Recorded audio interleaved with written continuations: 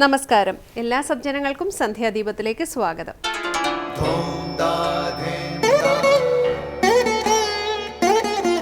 ശുഭം ഭവതു കല്യാണമായുസാരോഗ്യവർദ്ധനം സർവദുഃഖ വിനാശായ സന്ധ്യാദീപം നമോസ്തുതേ. നാമം ജപായനം പുണ്യം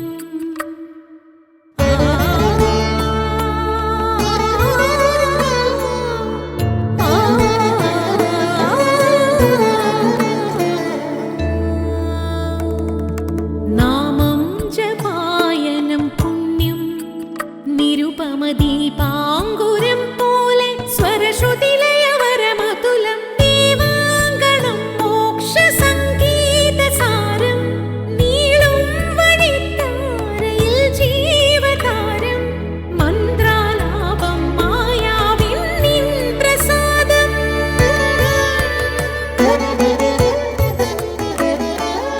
ഇരുൾ നീങ്ങിയുണരുന്ന തെളിനാളദീപം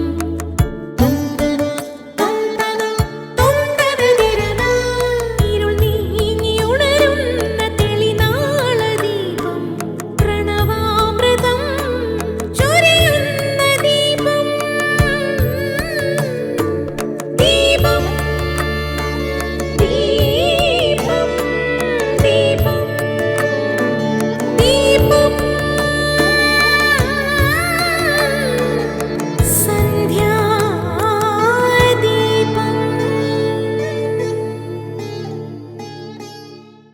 ഈശ്വര സാക്ഷാത്കാരം ലക്ഷ്യമാക്കിയ ഒരു സാധകന് ഗുരുവിനെ ആവശ്യമാണ്. സത്യാന്വേഷകനായ സാധകൻ ഗുരുവിനെ ആശ്രയിച്ച് തൻ്റെ ജിജ്ഞാസയെ അറിയുന്നത് പോലെ ശബരിമല തീർത്ഥാടകനായ വ്രതക്കാരനും ഗുരുവിനെ ആവശ്യമാണ്. അനേകം തവണ ശബരിമല തീർത്ഥാടനം നടത്തിയിട്ടുള്ള ഗുരുസ്വാമി ശാസ്താവിൻ്റെ മന്ത്രം തീർത്ഥാടകനായ ശിഷ്യന് നൽകിയ ശേഷം അയ്യപ്പൻ്റെ മുദ്രയുള്ള മാല ധരിപ്പിക്കുന്നു. മാല ധരിക്കുന്നതോടെ തീർത്ഥാടകനെയും സ്വാമി എന്നും അയ്യപ്പൻ എന്നുമാണ് മറ്റുള്ളവർ വിളിക്കുന്നത്. ആ വിളിക്കനുസരിച്ച് കറുത്തതോ നീലവർണ്ണമുള്ളതോ ആയ വസ്ത്രം ധരിച്ച് തീർത്ഥാടകൻ വ്രതചര്യയെ പാലിക്കണം. ഉദയത്തിനു മുൻപ് ഉണർന്ന് ശുചിത്വ കർമ്മങ്ങളൊക്കെ ചെയ്ത് വ്രതക്കാരൻ മന്ത്രോപാസന ചെയ്യണം. തുടർന്ന് ക്ഷേത്രങ്ങളിലോ ഭജന മന്ത്രങ്ങളിലോ ചെന്ന് സമാന വ്രതചര്യ പാലിക്കുന്നവരോടൊപ്പം ശരണം വിളിക്കുക എന്നൊരു ചടങ്ങുമുണ്ട്. അവനവൻ്റെ തൊഴിൽ ശ്രദ്ധയോടെ ചെയ്യുന്നതോടൊപ്പം ബ്രഹ്മചര്യ പാലനവും കർശനമായി പാലിക്കണം. ഇങ്ങനെ നിത്യകൃത്യങ്ങളൊക്കെ ചെയ്തുകൊണ്ട് 41 ദിവസം വ്രതനിഷ്ഠയിൽ കഴിയുന്നതാണ് മണ്ഡലവ്രതം. തുടർന്ന് നമുക്ക് ഗുരുവചനം കേൾക്കാം. ഭക്തിമാർഗത്തിൽ തുടക്കം മുതൽക്കേ ഫലം പുജിക്കാം, ആനന്ദമനുഭവിക്കാം. മറ്റു മാർഗങ്ങളിൽ അവസാനമാണിത്. ഭക്തിയുടെ ഫലം പ്ലാവിൽ നിന്ന് ചക്ക കിട്ടുന്നത് പോലെയാണ്. ചുവട്ടിൽ നിന്നേ ഫലം കിട്ടിത്തുടങ്ങും. എന്നാൽ മറ്റുള്ളവയിൽ മുകളിൽ കയറി ചെന്നാലേ ഫലം കിട്ടുകയുള്ളൂ. അടുത്തതായി ശ്രീ കാവാലം ശ്രീകുമാർ ശ്രീ ശങ്കരാചാര്യ രചിച്ച ശിവാനന്ദലഹരിയിലെ ശ്ലോകം ചൊല്ലുന്നത് കേൾക്കാം.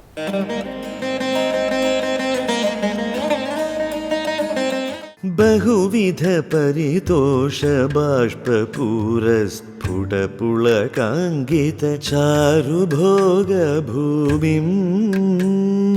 ചിരപദഫലകാംക്ഷി സേവ്യമാനാം പരമസദാശിവഭാവനാം പ്രപദ്യേ. ബഹുവിധ പരിതോഷ ബാഷ്പൂര സ്ഫുടപുളകാങ്കിത ചാരുഭോഗഭൂമിം ചിരപദഫലകാംക്ഷി സേവ്യമാനാം പരമസദാശിവഭാവനാം പ്രപദ്യേ.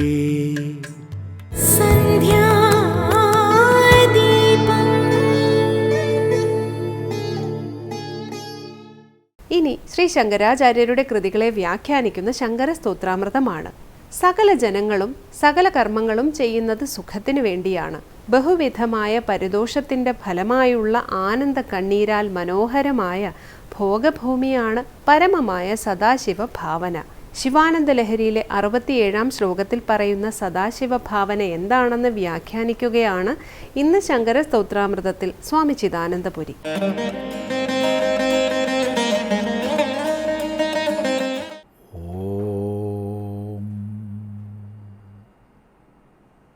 ഗുരുർബ്രഹ്മാ ഗുരുർവിഷ്ണു ഗുരുർദേവോ മഹേശ്വരഃ ഗുരുസാക്ഷാത് പരം ബ്രഹ്മ തസ്മൈ ശ്രീ ഗുരവേ നമഃ.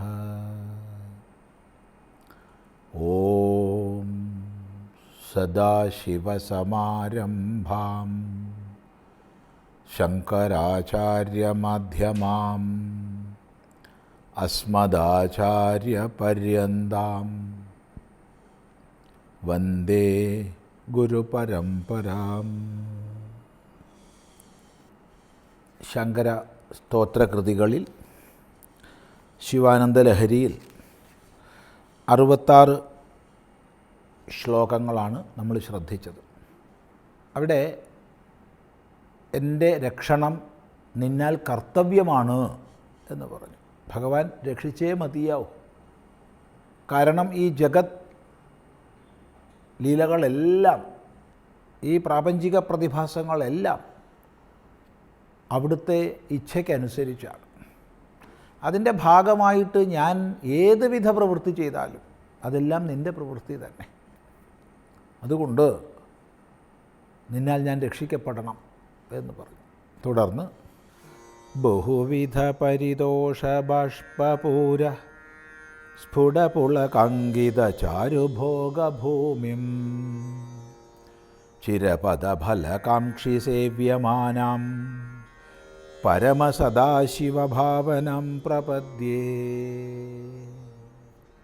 ബഹുവിധ പരിതോഷ ബാഷ്പൂര സ്ഫുടപുളകങ്കിത ചാരുഭോഗഭൂമിം ചിരപദഫലകാംക്ഷി സേവ്യമാനാം പരമസദാശിവഭാവനം പ്രപദ്യേ.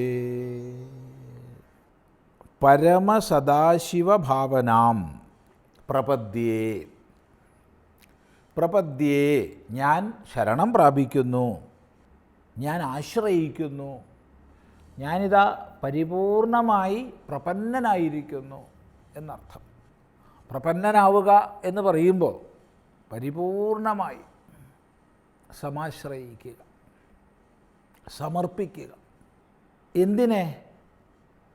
പരമസദാശിവഭാവനം പ്രപദ്യേ. പരമസദാശിവഭാവനയെ ഞാനിതാ പ്രാപിക്കുന്നു. പരമമെന്നാൽ എല്ലാറ്റിനും ഉപരിയുള്ള, ദേശകാലാദി പരിമിതികൾക്കെല്ലാം ഉപരിയുള്ള, ദേശകാലാതിവർത്തിയായിരിക്കുന്ന, അതാണ് ദേശകാലങ്ങളെ അതിവർത്തിച്ച് നിൽക്കുന്ന, അതാണ് പരമമായത്. നിരപേക്ഷമായത്, മറ്റൊന്നിൻ്റെ അപേക്ഷയിലുള്ളതല്ലാത്ത, അഥവാ അതിനുപരി മറ്റൊന്നില്ലാത്ത എന്നൊക്കെ പരം ശബ്ദത്തിനും പരമശബ്ദത്തിനും ഒക്കെ നമുക്ക് അർത്ഥം പറയാം. അപ്പോൾ പരമമായ സദാശിവഭാവനയെ, സദാശിവൻ്റെ ഭാവന, സദാശിവസ്വരൂപമായവൻ സദാശിവൻ. ശിവം മംഗളം, സദാ ജഗൻ മംഗളത്തെ ചെയ്യുന്നവനാണ് സദാശിവൻ. സകല പ്രപഞ്ചാനുഗ്രഹകരൻ എന്നർത്ഥം. ആ പരമശിവൻ്റെ ഭാവനയെ ഞാനിതാ പ്രാപിക്കുന്നു. അപ്പോൾ പരിപൂർണമായി പരമസദാശിവ ഭാവനയെ പ്രാപിക്കുന്നു എന്ന് പറഞ്ഞാൽ ഇതര വിപരീതങ്ങളായ വ്യവഹാരങ്ങളെയും ചിന്തകളെയും എല്ലാം ഉപേക്ഷിച്ച് ഞാനിതാ പരമമായ സദാശിവഭാവനയെ തന്നെ പ്രാപിക്കുന്നു. എങ്ങനെയുള്ള, എന്താണ് അതിൻ്റെ പ്രയോജനം? പറയുകയാണ്, ബഹുവിധ പരിതോഷ ബാഷ്പൂര സ്ഫുട പുളകാങ്കിത ചാരുഭോഗഭൂമിം. ചാരുഭോഗഭൂമി, ചാരു മനോഹരമായ ഉത്കൃഷ്ടമായ ഭോഗഭൂമിയാണ്. അങ്ങനെയുള്ളതാണ് പരമസദാശിവഭാവന. എങ്ങനെയുള്ള ഭോഗഭൂമി?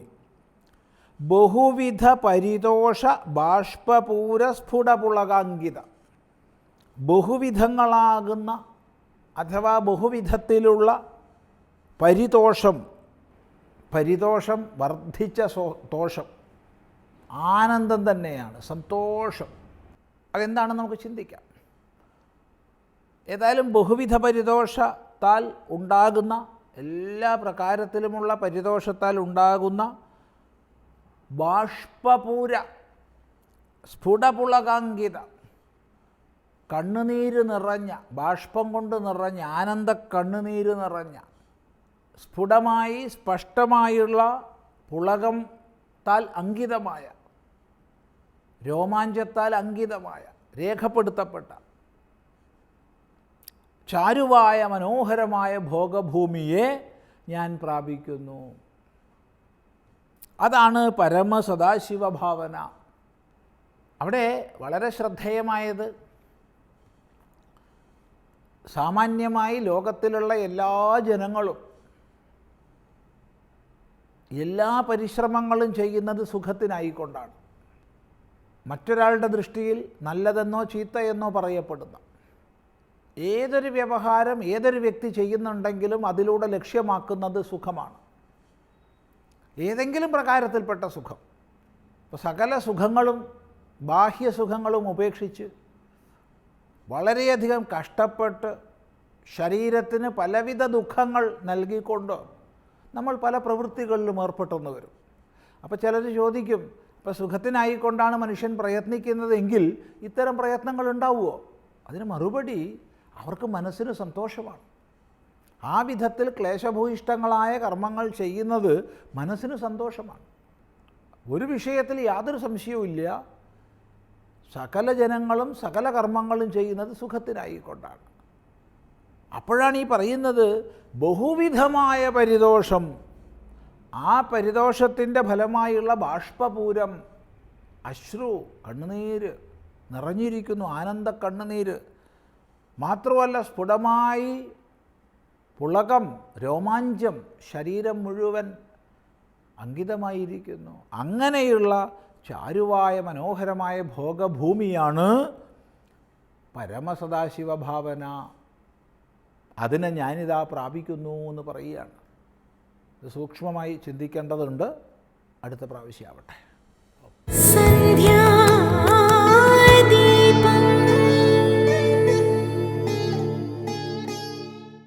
ഏറ്റവും ഒടുവിൽ ദീപാരാധനയാണ്. ക്ഷേത്രസന്നിധിയിലെത്തി അവിടുത്തെ പ്രതിഷ്ഠാവിശേഷങ്ങളും മറ്റും അറിഞ്ഞ് ആരതി തൊഴുതു മടങ്ങാം. എല്ലാവർക്കും നമസ്കാരം.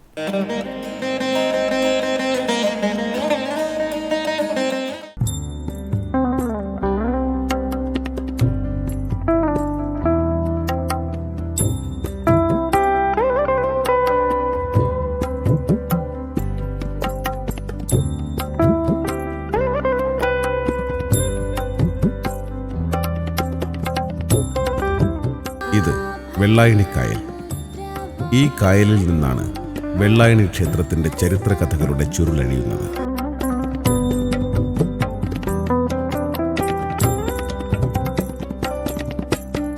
ഈ ഓളങ്ങളിലേക്ക് തെന്നി വീശുന്ന കാറ്റിനും വെള്ളി വിതറുന്ന വെയിലിനും സന്ധ്യകൾക്കും എന്നു വേണ്ട, സർവ്വ ഋതുസംക്രമങ്ങൾക്കും പറയാൻ ഒന്നു മാത്രമേ ഉള്ളൂ: വെള്ളായണി ദേവിയുടെ മായാലീലകൾ.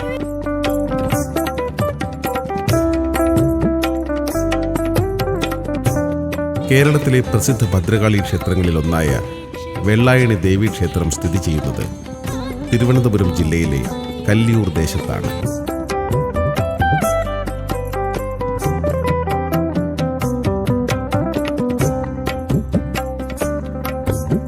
അനന്തപുരിയുടെ ഗംഗ എന്നറിയപ്പെടുന്ന വെള്ളായണി കായലിനുമുണ്ട് ഒരു ചരിത്രം. മഹാഭാരത യുദ്ധത്തിനു ശേഷം ഭഗവത് ശാപമേക്കുന്ന അശ്വത്ഥമാവ് 3000 വർഷത്തോളം ജീർണിച്ച മുറിവുകളുമായി ഭൂമിയിൽ അലഞ്ഞുതിരിയാൻ വിധിക്കപ്പെട്ട സഞ്ചാരവീഥികളിൽ ഒന്നായിരുന്നു വെള്ളായണിയുടെ പുരാണ വഴികൾ. സഹസ്രാബ്ദങ്ങളായുള്ള യാത്രയിൽ കുതിരയുടെ മുഖഛായയും മനുഷ്യന്റെ രൂപവുമൊത്ത അശ്വത്ഥമാവിനെ പല തലമുറയിൽപ്പെട്ടവരും മുന്നിൽ കണ്ടിട്ടുണ്ട് എന്നാണ് പറയപ്പെടുന്നത്. ഒരിക്കൽ പാടത്ത് പണിയെടുത്തുകൊണ്ടിരുന്ന കർഷകൻ വഴിവക്കിലൂടെ നടന്നു വരുന്ന സന്യാസിയോട് തനിക്ക് ദാഹജലവുമായി വരുന്ന തൻ്റെ ഭാര്യ ഗംഗയെ കണ്ടോ എന്ന് തിരക്കുന്നു.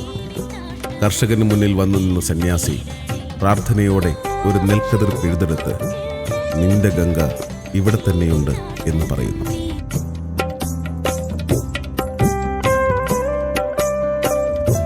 വയലിൽ നിന്നും ഗംഗയിൽ നിന്നെന്ന പോലെ ജലം ഉത്ഭവിച്ചു കൊണ്ടിരുന്നു. സാക്ഷാൽ അശ്വത്ഥാമാവായിരുന്നു അത്. അങ്ങനെ ഉത്ഭവിച്ച ജലമാണ് പിൽക്കാലത്ത് വെള്ളായണി കായലായി മാറിയത്. അതുകൊണ്ട് തന്നെയാവാം ഈ കായൽ അനന്തപുരിയുടെ സ്വന്തം ഗംഗ എന്ന പേരിൽ അറിയപ്പെടുന്നത്.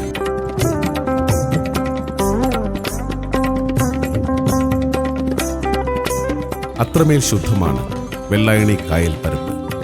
ഇവിടെ വിടരുന്ന താമരപ്പൂക്കളാണ് മിക്കപ്പോഴും ശ്രീപത്മനാഭന് പൂജയ്ക്കായി കൊണ്ടുപോകുന്നത്.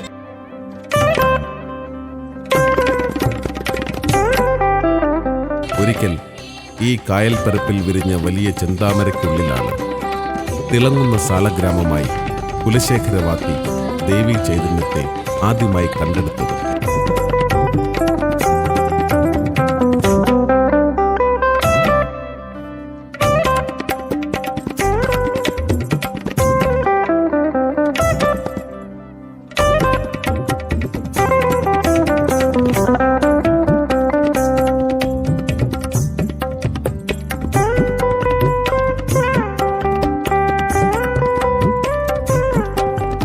കുലശേഖരൻ വാത്തി ദേവീ ചൈതന്യത്തെ കലമാൻ കൊമ്പിലേക്ക് ആവാഹിച്ചു.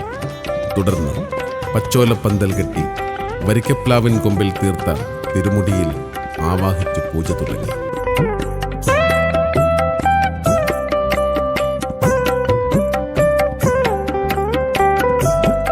അങ്ങനെ വെള്ളായണിയുടെ തീരങ്ങൾക്ക് തലമുറകളായി പാടി നടക്കാൻ ദേവിയുടെ മഹാചൈതന്യ കഥകളുണ്ടായി.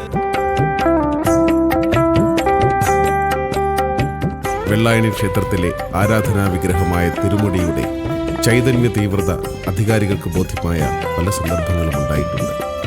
തിരുവിതാംകൂർ മഹാരാജാവ് ഒരിക്കൽ പ്രതിഷ്ഠാ വിഗ്രഹങ്ങൾ ഒഴികെയുള്ള എല്ലാ വിഗ്രഹങ്ങളും കൊട്ടാരത്തിൽ എഴുന്നള്ളിക്കാൻ കൽപ്പന പുറപ്പെടുവിച്ചു. അങ്ങനെ കേളൻ കുലശേഖരവാത്തി വെള്ളായണി തിരുമുടി എഴുന്നള്ളിച്ചെത്തിയപ്പോൾ മറ്റു വിഗ്രഹങ്ങൾ ആദരപൂർവ്വം വണങ്ങുന്ന മട്ടിൽ പീഠങ്ങളിൽ നിന്ന് ഉയർന്നു എന്നൊരു ഐതിഹ്യമുണ്ട്. അതുകൊണ്ട് വെള്ളായണി തിരുമുടിയെ മഹാരാജാവ് ഒരു പൂജാ ഹാളിൽ വെച്ച് പൂട്ടാൻ കൽപ്പിച്ചു. നിരാശനായി മടങ്ങിയ കേളൻ കുലശേഖരവാത്തിക്ക് സ്വപ്നദർശനത്തിൽ പല വഴികളും തെളിഞ്ഞുകെട്ടി. അതനുസരിച്ച് കരുവൻ പറയൻ എന്ന മഹാമാന്ത്രികനെ സന്ദർശിച്ചു. അദ്ദേഹം ദേവിയെ മോചിപ്പിക്കാനുള്ള മന്ത്രം അരുളിക്കൊടുത്തു. അങ്ങനെ തിരുമുടിയുമായി വാത്തി മടങ്ങുമ്പോൾ സന്ധ്യയായി. പള്ളിച്ചെല്ലിലെ ഒരു വീട്ടിൽ പൂജയ്ക്കുള്ള ദ്രവ്യങ്ങൾ ചോദിച്ചു. അവിടെ ഒരു വൃദ്ധ മാത്രമേ ഉണ്ടായിരുന്നുള്ളൂ. സന്മനസ്സും ഭക്തിയുമുള്ള അവർ തൻ്റെ നിസ്സഹായാവസ്ഥ കേൾപ്പിച്ചു. ഉടൻ തന്നെ തെങ്ങിളനീർ അടർത്താൻ പാകത്തിൽ ചാഞ്ഞു വന്നു. പത്തായത്തിലെ നെല്ലിൽ കുറേ ഭാഗം പൊരിയായി മാറി. വാഴക്കുലയിലെ ഒരു പടല പഴുത്തതായി കാണപ്പെട്ടു. ഭക്തി നിർഭരമായി അങ്ങനെ പൂജ നടന്ന ആ വൃദ്ധമാതാവിൻ്റെ തറവാടാണ് മാവർത്തല. പള്ളിച്ചൽ ദിക്കുബലി കഴിഞ്ഞാൽ ഇന്നും തിരുമുടിയെ ആദ്യം എഴുന്നള്ളിക്കുന്ന വീടാണിത്.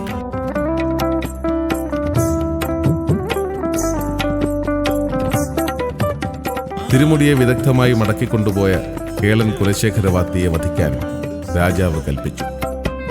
അതിൻ പ്രകാരം രാജഭടന്മാരെത്തിയപ്പോൾ തന്റെ ജന്മദൗത്യം മനസ്സിലാക്കിയ വാത്തി ബ്രഹ്മത്തിൽ ലയിക്കാൻ ആഗ്രഹിച്ചു. തന്റെ സർവസിദ്ധികളും ക്ഷേത്രത്തിന് സമീപത്തുള്ള കാവിനകത്തെ ഒരു സ്ഥലത്ത് പ്രതിഷ്ഠിച്ചു.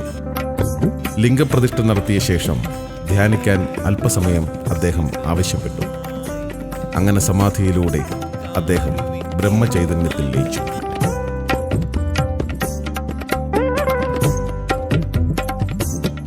ക്ഷേത്രത്തിലെ പ്രധാന പൂജ മധുപൂജ എന്നറിയപ്പെടുന്നു. ഇത് ഞായർ, ചൊവ്വ, വെള്ളി എന്നീ ദിവസങ്ങളിൽ ഉച്ചയ്ക്ക് 12 മണിക്ക് ആരംഭിച്ച് 1:30 ദീപാരാധനയോടെ സമാപിക്കും. ക്ഷേത്രത്തിൽ തന്നെ പാകം ചെയ്യുന്ന മറ്റൊരു നിവേദ്യമാണ് വറപൊടി. കൊല്ല സമുദായത്തിൽപ്പെട്ടവരാണ് വറയുണ്ടാക്കുന്നത്.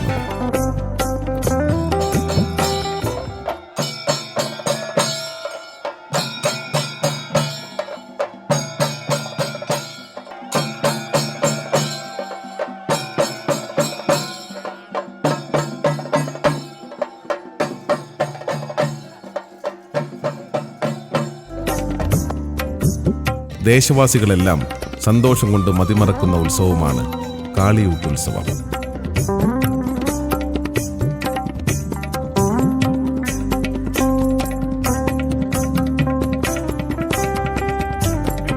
ഓരോ വീടുകളിലും ഒരു പ്രത്യേക കണക്കിൻ പ്രകാരം തെക്കു ദർശനമായി തീർത്ത ഓലപ്പുരയിലാണ് ദേവിയെ എഴുന്നള്ളിച്ചിരിക്കുന്നത്.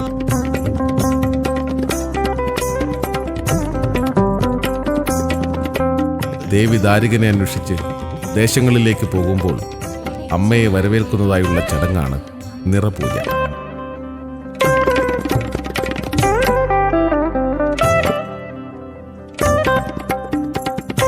പറണിൽ നിന്ന് നിലത്തിറങ്ങുന്ന ദേവിയും ദാരികനും നിലത്തിൽ വെച്ച് നടത്തുന്ന പോരാണ് നിലത്തിൽ പോര്.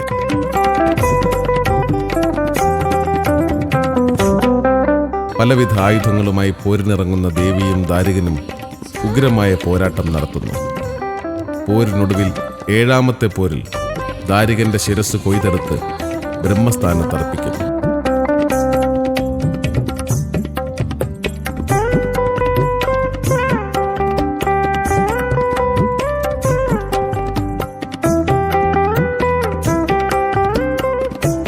അതിന് മുൻവശത്തായി തെക്കു ദർശനത്തിൽ ദേവിയെ ഇരുത്തുന്നു.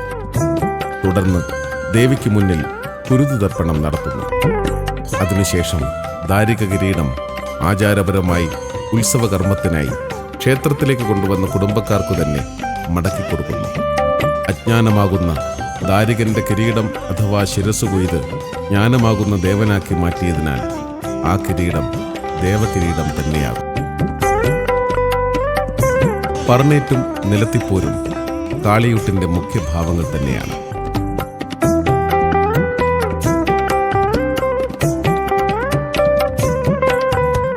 ഒരു ദിനം കൊണ്ട് പറഞ്ഞു പോകാവുന്നതല്ലല്ലോ ദേവീ മാഹാത്മ്യം. ഒരു യുഗം പറഞ്ഞാലും തീരാതെ തോരാതെ അതിങ്ങനെ അനാദിയായി പ്രവഹിച്ചുകൊണ്ടിരിക്കുന്നു.